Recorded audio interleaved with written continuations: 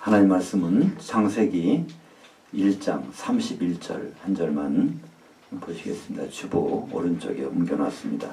삼위 하나님이 일체로서 지으신 그 모든 것을 보시니 보시기에 심히 좋았더라.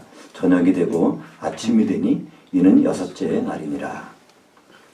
말씀을 가지고 보시기에 심히 좋았더라. 하나님의 기쁨의 순간 이런 제목으로 말씀을 나누겠습니다. 우리 지난 주간에는 국회의원 선거가 있었습니다. 선거 결과를 보면 민심이 그대로 반영된 것이 아닌가 그런 생각들을 하지요. 우리가 하나님께 예배를 드리는 것도 하나님의 마음을 우리가 잘 읽어서 드리는 것이 진정한 예배가 아닐까요?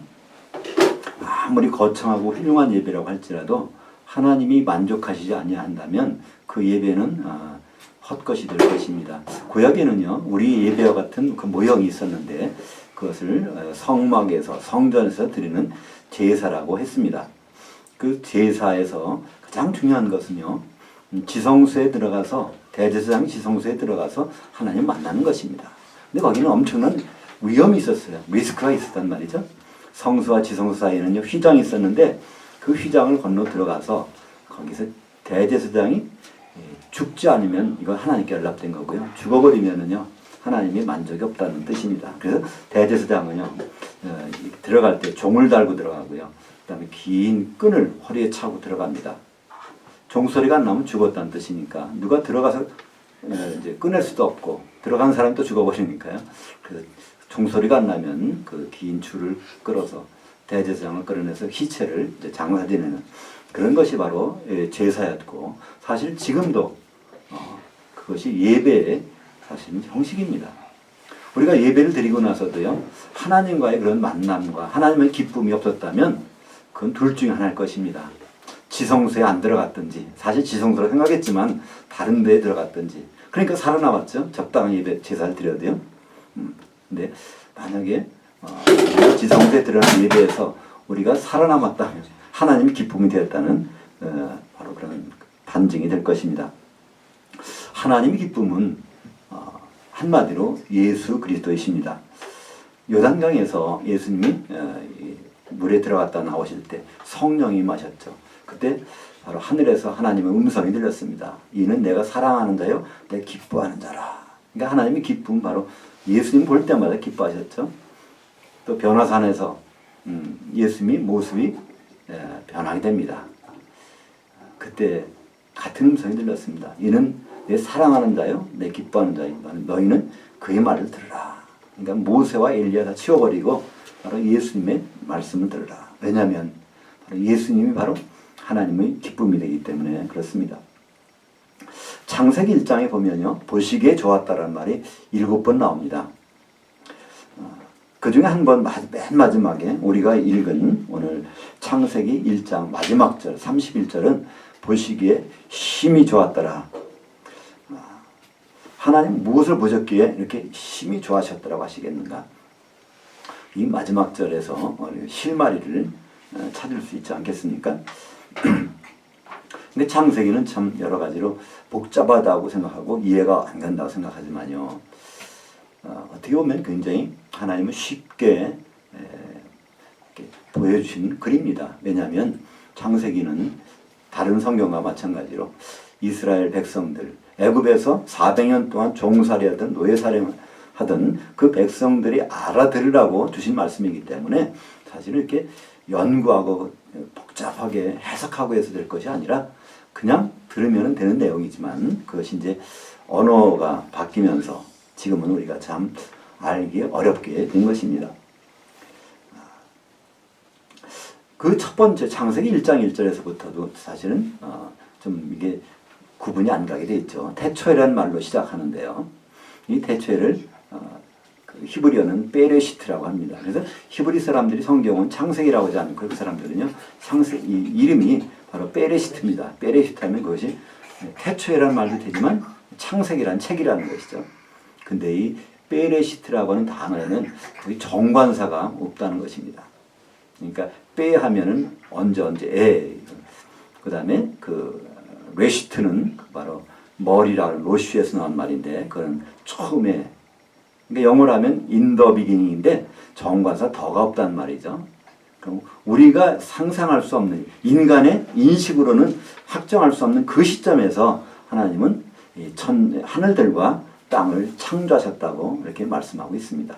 그때 하나님은 거기서 엘로힘, 성부도 아니고 성자도 아니고 성령 한 분이 아닌 삼위 하나님이 그래서 엘로힘께서 창조하셨는데 창조는 단수라는 것이죠.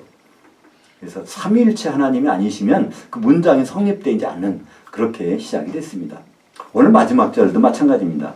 하나님이 지으신 모든 것 이것도요 마찬가지로 엘로힘입니다. 그 지으신 그 아싸라는 단어도요 단수를 썼거든요. 그러니까 하나님이 성부, 성자, 성령께서 또 이 마지막에 지으신 것도 바로 삼일체로서 하셨다는 것을 볼 수 있습니다. 창세기 1장의 주요 내용들은 전부가 하나님 하셨다고 그랬는데 전부가 다 엘로힘입니다. 근데 모든 동사는 다 단수 동사를 사용했다는 것이죠. 하나님이 창조하실 때부터 그것을 회복하시는 모든 단계까지 모두가 다 삼위일체로서 하셨다는 것을 우리에게 말씀해 주고 있습니다. 근데 과연 창세기 1장 1절에서 창조의 내용이 무엇인가요? 그것은 이사야서 45장 18절을 보면 그 내용을 쉽게 알 수 있습니다. 이사야서 45장 18절을 보면 대저 여호와께서 이같이 말씀하시되 하늘들을 창조하신 그는 하나님이시니 그가 땅을 지으시고 그것을 만드셨으며 그것을 견고하게 하시되 혼돈하게 창조하지 아니하시고. 그러니까 하나님은 이 땅을 창조하셨을 때 절대로 혼돈하게 창조하신 적이 없다는 겁니다. 거기다가 또 사람이 거주하시게 그것을 만드셨다는 것이에요. 그러니까 사람이 거주하려면요 그냥 거주하지 못하죠. 환경이 맞아야 됩니다. 그죠? 우리가 우주선을 띄우고 여러 곳에 가지만 앞으로 우주여행도 한다고 하지만 거기 사람이 지금 못 가는 이유가 뭘까요? 갈 수는 있잖아요. 우주선을 띄워서 가면 도착은 할 수 있습니다. 근데 그곳에 살 수는 없어요. 맞죠? 여러 가지 환경이 사람 살 수 없는 환경이 되니까 그렇습니다. 근데 창세기 1장 1절에서의 그 환경은요 사람만 있다면 바로 살 수 있는 그런 환경으로, 그러니까 해달별 그리고 이 물, 땅 이것만 있는 것이 아니라 거기에 모든 사람들이 할 수 있는, 그러니까 인간만 빼놓고서는 다 있다는 것입니다. 우리가 보면요, 원숭이가 언제 창조됐을까? 그때 창조된 것이죠. 왜냐하면 원숭이 창조했다는 말은 다면 없거든요. 그럼 그때 창조하신 것입니다. 그 박테리아, 바이러스는 언제 창조됐을까? 그것도요, 바로 창세기 1장 1절에서 창조된 것입니다. 만약에 박테리아 같은 것이 없었다면요, 지금 어떻게 될까요? 지금 우리는 쓰레기 더미에 쌓여서 있을 것입니다. 모든 것들이 다 순환되는 그 환경. 사람은 그냥 몸만 들어가면 살 수 있는 환경에서 창조해 놓으신 것이 창세기 1장 1절의 상황. 그것이 이사야서 45장 18절입니다. 근데 우리가 보면요, 창세기 1장 2절에 보면은 그 내용이 확 달라지지 않습니까? 땅이 혼돈하고 공하며 흑암이 깊음에 있고 하나님의 영이 수면에 운행하시니라. 근데요, 그것도 1장 2절의 앞에는요, 베이라고 하는 이 시간의 경과를 나타내는 접속사가 있습니다. 그리고 나서 바로 이 땅이 혼돈하게 되어 버렸다는, 거기 그것도요, 하야라고 하는 동사는 이 변화를 나타냅니다. 저녁이 되고 아침이 되니 그것도 하야, 저녁이 되고 아침이 되니 하야, 계속 하야죠. 그러니까 이 변화하는 것을 말씀하고 있죠. 그러니까 원래는 혼돈하지 않았는데 그것이 혼돈하게 됐다는 것입니다. 그리고 이게 보니까 흑암이 있다는 거예요. 그렇다면 이제 수면에 운행하시는데, 그러니까 물이 있고 땅이 물속에 이제 이 땅이 혼돈하게 된 상태에서 그것이 공허하게 된 상태에서 쓰나미가 휩쓸고 지나간 것처럼 그렇게 폐허 상태에 있는데 거기에 물이 덮여 있는데 흑암이 있으면 어떻게 됐습니까? 흑암이라는 것은 물이 당장 얼어버릴 것입니다. 이 공중에서 10km만 올라가도요, 영하 50도, 60도가 되거든요. 근데 우주 바깥에 멀리 가면요, 영하 170도, 180도 되는 것은 모든 우주의 환경들은 그렇습니다. 더 멀리 가면 얼마까지 가냐면 이론적, 물리학적으로는요, 절대 영도까지 간다는 것이죠. 흑암의 상태에서는요, 절대 영도는 영하 273도입니다. 그 정도로 돼버리면요, 바로 이 공중에 있던 새나 물속에 있던 물고기는 다 얼어 죽고 맙니다. 그러나 그 땅 속에 있던 모든 식물이나 그 짐승들은요, 그대로 보존이 되는 것이죠. 지금도 우리는 겨울에 김장 같은 거 왜 땅속에 묻습니까? 온도가 유지가 된단 말이에요. 땅은요 100m 내려갈 때마다 3도 정도, 33도의 온도가 올라갑니다. 그러니까 1000m 내려가면요 30도가 되는 거예요. 여러분 그 온천이 얼마 온도가 되면은 허가 나온지 아십니까? 우리나라는요 굉장히 온도가 낮습니다. 25도만 되면요 온천 허가가 나와요. 그럼 온천 내실 분들은요 그거 쉬워요. 1000m만 정도 뚫으면요 30도가 올라가거든요.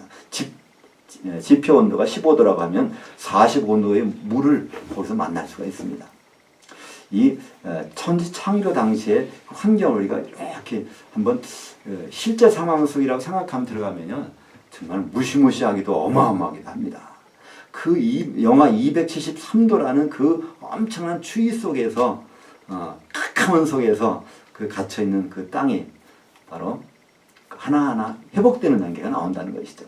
그러니까 창세기는요, 창세기 1장의 내용은 한마디로 창조나 재창조가 아니고요.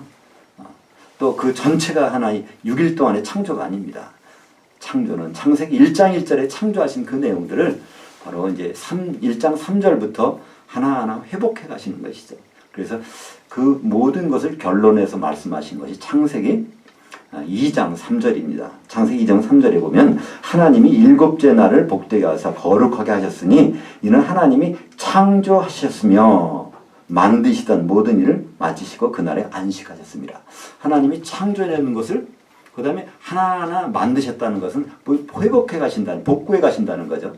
첫째 날에 어떻게 하십니까? 빛으로 대라 하십니다. 그러니까 빛이 쪼이니까 이 얼음들이 녹기 시작하는 거예요. 얼음이 녹으면 둘째 날에 어떻게 되죠? 물이 이제 증발해서 위로 올라갑니다. 또 이 녹은 물은 얼음은요 땅속에 스며들 수가 없지만 녹은 물은 땅속에 스며들어갑니다. 그래서 지하수가 생기는 것이죠. 그래서 이 둘째 날은 그래서 바로 궁창 위의 물과 궁창 아래의 물. 이 궁창이라는 것은 지금 말하면 라키아라서 공간입니다. 큰 공간. 다시 말하면 신약의 용어에는 공중이라고 그러죠. 그 공중 곳에 잡은 자가 바로 거기 있다는 뜻입니다. 그러니까 첫째 날 하나님 보시기에 좋았다고 했어요. 이게 다 녹아버리니까. 그 원상회복이 되기 시작하니까. 근데 둘째 날만큼은요, 보시기에 좋았다는 말이 없습니다. 왜 그럴까요? 둘째 날은요, 그 공간이 생겨서 누구 집어넣을 공간일까요? 공중 곳에 잡은 자가 들어갈 공간이기 때문에 우리 형무소를 크게 지어놓고 대통령이 가서 축사를 할 때 이 형무소가 날로 번창했으면 좋겠습니다. 그런 축사는 안 하잖아요. 그래서 둘째 날만큼은요, 하나님 보시기에 좋았다는 말씀 없습니다. 근데 셋째 날은요, 바로 이 얼음이 녹으니까, 물이 녹으니까 이렇게 높은 땅들이, 마른 땅이 드러납니다. 하나님 보시기에 좋았다라는 거예요. 죽음 가운데서 이게 마른 땅이 드러나는 것입니다. 물 속에는 물은 죽음을 상징하는데 물에서 마른 땅이 나왔다는 거예요. 이 땅은 예수님의 모형이라고 볼 수 있습니다. 이 성경 전체가 다 예수님을 설명하는 것이잖아요. 성경의 창세기는 사실 역사적인 책입니다. 역사책이에요. 근데 이 역사적인 사실을 통해서 예수님을 설명하고 있는 것이죠. 셋째 날에 바로 땅 속에서 바로 마른 땅, 물 속에서 마른 땅이 드러나고, 근데 그 예수님의 생명이 거기서 끝나는 것이 아닙니다. 마른 땅이 그냥 죽은 땅인 줄 알았는데 그게 아니라는 거예요. 같은 날도 거기에서 식물이 나타납니다. 식물 보고 나오라 그러지 하나님은 거기에서 식물을 창조하신 적이 없어요. 생물아 나와라, 외출하라는 것입니다. 단어를 쓰면 야자라는 것은 외출하는 것입니다. 그걸 나오라는 것입니다. 그래서 거기서 나옵니다. 그러니까 겨울잠을 자고 있던 동물, 그 땅에 올라오면서 거기서 식물이 나오게 되는 것을 볼 수 있죠. 하나님 그래서 셋째 날에는요, 보시기 좋았다를 2번 합니다. 마른 땅에 올라올 때, 바로 예수 그리스도의 모습이라고 볼 수 있죠. 죽음 가운데서 셋째 날에 올라올 때, 그리고 또 그 마른 땅에서 바로 식물이 나올 때, 바로 예수님 안에서 우리가 새로운 부활의 생명을 얻는 것, 그때 예수님은 하나님 보시기 좋았더라. 넷째 날에는요, 해달별들을 원위시키십니다. 거기 빛을 창조한 것이 아니라 원래는 메오르트라고 해서 이것은 빛을 잡아서 이렇게 반사하는 것들. 하나님은 원래 빛은 1장 1절에서 창조하셨는데 그 빛을 가지고 반사하는 광명체들을 원위치시키는 거죠. 지금도 보면요, 큰 별들이 이게 충돌하거나 확산하면 멀리 가버리는 수가 있습니다. 또 가까이 오는 수도 있어요. 그 위치를 바꿀 때 그런 빛에 영향을 주게 되죠. 네 번째 날. 그러면서 하나님 보시기에 좋았더라. 왜 그랬을까요? 원상 회복이 되니까, 그죠? 다섯째 날에는요, 공중의 새를 창조해서 집어넣으시고, 물속에 물고기를 창조해서 집어넣으십니다. 이때는 창조가 나와요. 왜 창조가 나올까요? 새나 물고기는 완전히 얼어서 죽어버렸거든요. 그죠? 땅 속에 있는 것들은 나오게 하면 되지만, 그래서 그것은 다시 창조해서 집어넣으십니다. 그러면서 보시기 좋았더라. 이것도 원상회복이 됐다는 얘기죠. 원래 창세기 1장 1절에 있던 내용이 다시 회복된 것마다 보시기 좋았더라. 여섯째 날 되니까 이제는 땅에서 짐승들을 나와라 합니다. 그것도 야자라는 단어에서 야자 하면요, 나와라. 식물 보고 야자에서 나온 것처럼 이 짐승도 겨울잠을 자고 있는 짐승들고 나오라 합니다. 그래서 여섯째 날 그 나오니까 보시기 좋았더라. 그리고 나서 이제 사람만 없는 상태가 됐습니다. 그러니까 창세기 1장 25절까지 해서요, 창세기 1장 1절의 상태로 원상회복이 된 것입니다. 그래서 하나님 보시기 좋았다 그랬어요. 근데 창세기 1장 1절에서 뭐만 빠졌었죠? 사람이 있다면 살 수 있는 그런 환경을 만들어주셨는데 사람이 없었어요. 이제는 1장 1절의 상태에서 하나님은 인간을 창조하십니다. 어떻게 해요? 하나님의 형상을 따라 창조를 하시죠. 그래서 거기서 끝나는 것처럼 돼버립니다. 1장 1절만 보면요. 1장 전체 마지막까지를 보면 그래요. 근데 하나님은 이 모든 것을 보시기 좋았다는 것입니다. 그럼 과연 뭐 때문에 하나님은 보시기 심히 좋았더라. 마지막에는요, 매워드라는 아주 가장 하나님이 기뻤다는 거예요. 이 창조된 인간을 보고 하나님 기뻐하셨을까요? 창세기 5장 1절에 들어가면 거기에서 답을 찾을 수 있습니다. 창세기 5장 1절에 보면요, 물론 우리말 성경은 이 번역이 좀 이렇게 분명하게 되지 않았습니다. 그것을 어느 정도 원문에 가깝게 번역해서 본다면 창세기 5장 1절입니다. 이것은 아담이 계보를 적은 책이니라. 하나님이 사람을 창조하신 그날에 하나님의 모양대로 그 아담을 지으시되.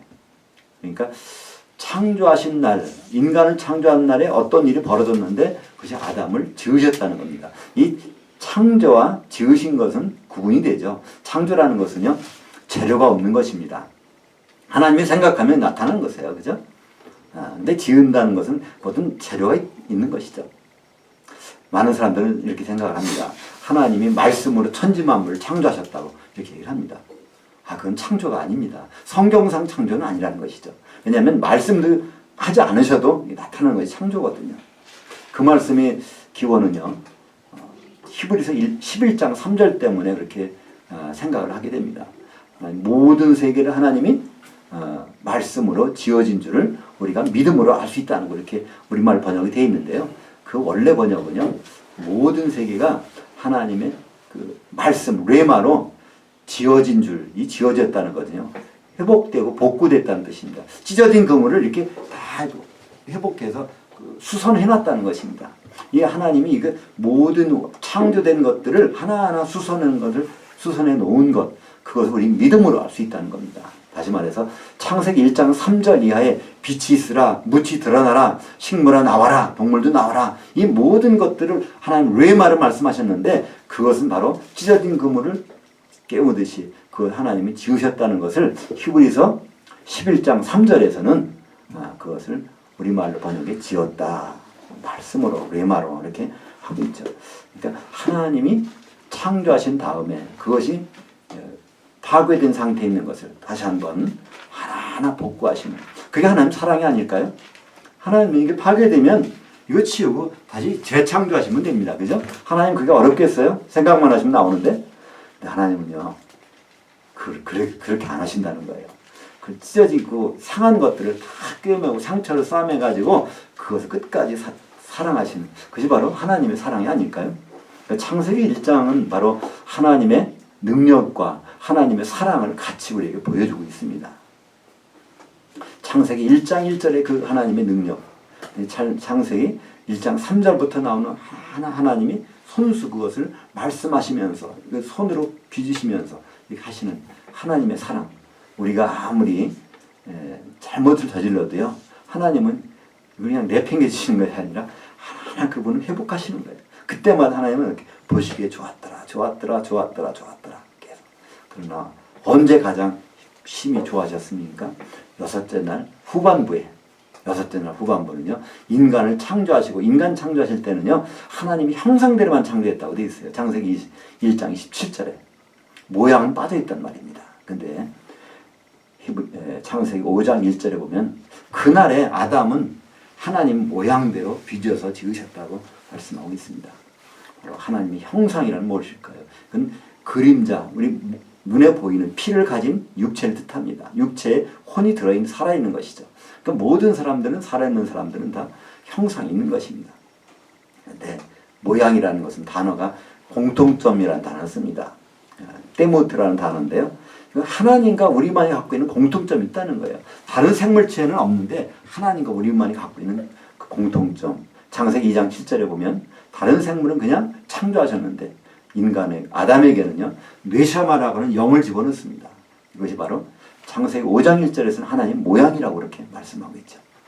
그래서 이 하나님의 모양을 가진, 하나님의 공통점을 가진, 하나님 속에 있는 영을 소유하고 있는 그 아담이 등장했을 때 하나님이 심히 좋았다는 것입니다. 그 아담이 누구일까요?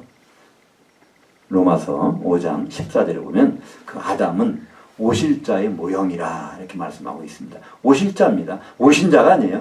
초림하신 분이 아니라 재림하신 분의 모형이라는 것입니다.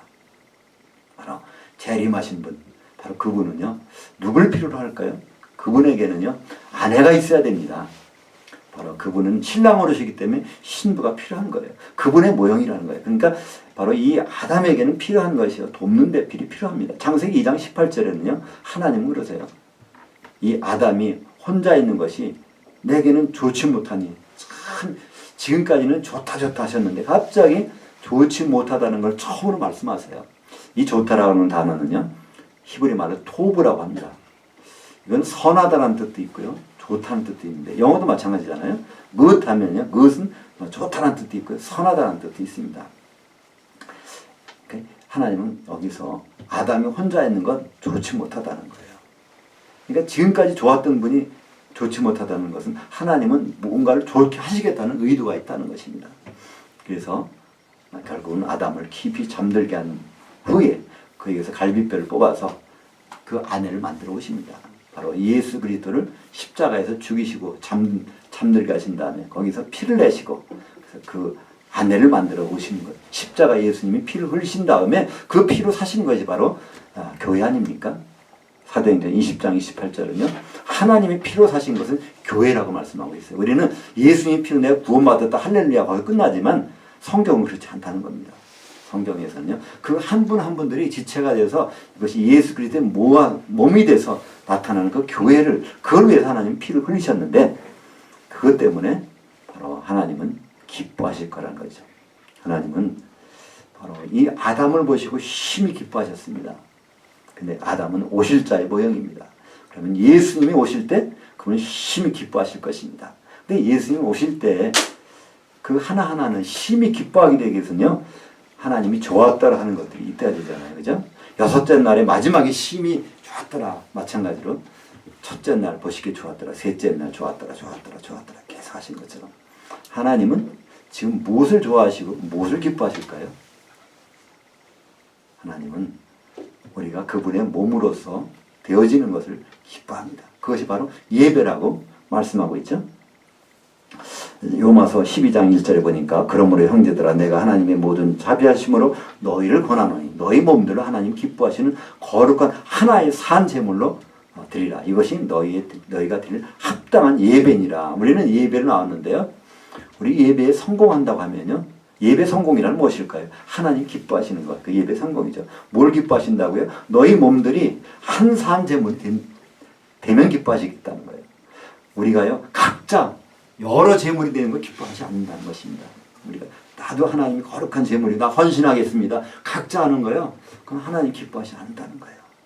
바로 하나의 산 제물, 누가요? 너희 몸들, 너희가 각자가, 그것이 하나님이 받으시는 아주 기뻐하시는 예배라고 성경은 말씀하고 있습니다.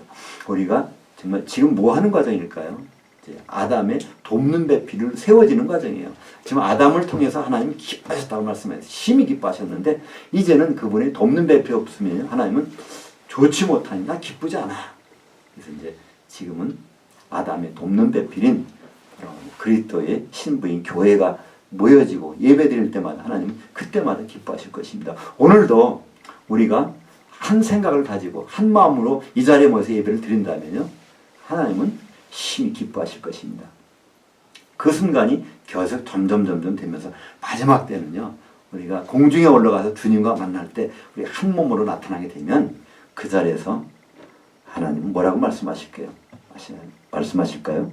보시기에 심히 좋았더라. 매번 예배 때마다 하나님은 보시기에 좋았다라고 말씀하실 것입니다. 그러나 마지막 예배, 주님이 나타나실 때 거기에서 우리가 바로 그분의 돕는 배필로서 세워질 때 하나님은 보시기에 심히 좋았더라. 우리는 하나님 만족을 위해서 사는 사람 아닙니까? 우리는 하나님을 통해서 우리가 만족을 받으려고 그래요. 그죠? 근데 순서가 있는 것 같아요. 바로 하나님이 만족하시고 하나님이 기뻐하신다면 우리가 필요한 것을 그분이 모르시겠어요? 마태복음 6장 9절에 주님이 기도를 가르쳐 주시기 전에 먼저 말씀하십니다. 너희가 구하기 전에 바로 너희가 필요한 것을 다 아시느니라. 그러므로 너희는 이렇게 기도하라. 그래서 우리가 기도할 내용을 기도하라고 하시지 아니하시고 우리가 그 내용을 기도하려고 하는 순간에는 하나님이 다 아셨으니까 그러면 너희는 이렇게 기도하라. 그래서 말씀하십니다. 그러니까 우리가 기쁨이 없고 만족이 없는 것은 무엇 때문일까요? 하나님을 만족시키지 못해서 우리가 기쁨이 없다는 것이죠. 그러니까 우리는 역으로 하나님을 만족시키고 하나님을 기쁘시게 할 수 있다면은 하나님은 그 기쁨을 우리에게 되돌려 주실 것입니다. 하나님은요, 그 기쁨을 받아서 그냥 갖고 계신 분이 아니에요. 그죠? 우리가 그동안 만족이 없었고, 기쁘지 않았고, 힘들었고, 그때 우리는 기쁨을 얻을 수 있는 그 방법을 오늘 성경 말씀 우리에게 알려주고 계십니다. 그 모든 것을 보시니, 여섯째 날 마지막에 보시니, 보시기에 심히 좋았더라.